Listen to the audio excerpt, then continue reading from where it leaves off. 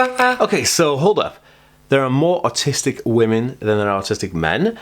This is contrary to what the current data says, but let's get into it. Guys, what's going on? Welcome back to the Ask Me World. My name is Dan, I have autism, ADHD, OCD and dyslexia, and I make weekly videos all about this kind of stuff. So if you're new around here and you'd like to learn more about this specific topic, make sure to hit that subscribe button by clicking the notification bell down below.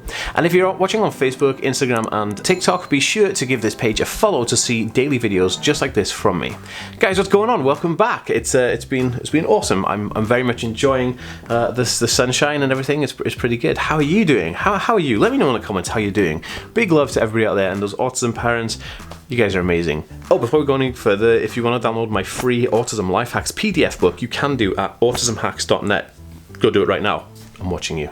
So, there was a recent article released by the Independent newspaper here in the UK that said that 150,000 women took an online test that was verified by healthcare professionals to see if they were on the autism spectrum or not. That was up by almost 100,000 from 2020, when only 49,000 people took this online test who were female.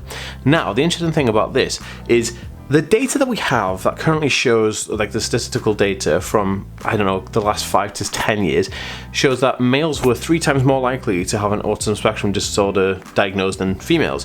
And then that went down to like 2 to 1, and now it's like a 1 to 1 ratio. But now, the data that this suggests that if 150,000 women took a test to see if they were, on the autism spectrum online, then it would actually outweigh the amount of males who are diagnosed, because the population result is 1 in 60 in the United States and 1 in 100 in the UK, which means that like everything we know has been completely wrong. And the reason is, there is a very valid reason for this. Now, I'll leave a link for the study down below so you can check out in the description down below.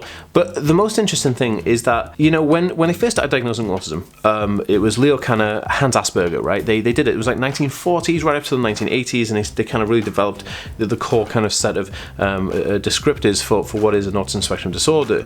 But a lot of the tests and the analysis was done on males or young boys, and this didn't really open a scope for understanding the neurotypes of females, which is really bizarre, because when you're dealing with different sexes, then you're definitely dealing with different biological chemistry, and everything's just a bit different, right?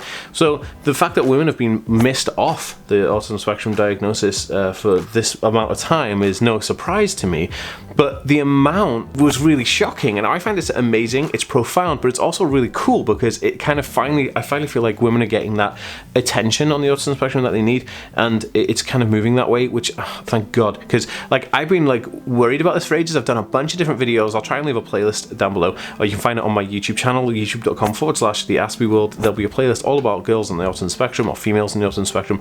And to me, it's quite profound that like people weren't already catching this loophole, or the girls who were just slipping through the net with like getting diagnosed bipolar or ADHD, or there's nothing wrong with you, go home, you have generalized anxiety disorder. And so I do feel it for the females, and I think this is profoundly amazing, and it's really interesting. What's going to happen next is going to be so great for the autism community, especially for the female population, and I think it's only going to improve from here, because our understanding, our diagnosis process and our actual care and help process is going to be modeled around something that actually is more tuned in and specific to the people who are getting this diagnosis done. So that is pretty much all I wanted to say. But if you want to add anything to this video, drop it in a comment down below. Please like this video and share it, because that really helps me out. And I'll see you in the next one, guys. Peace.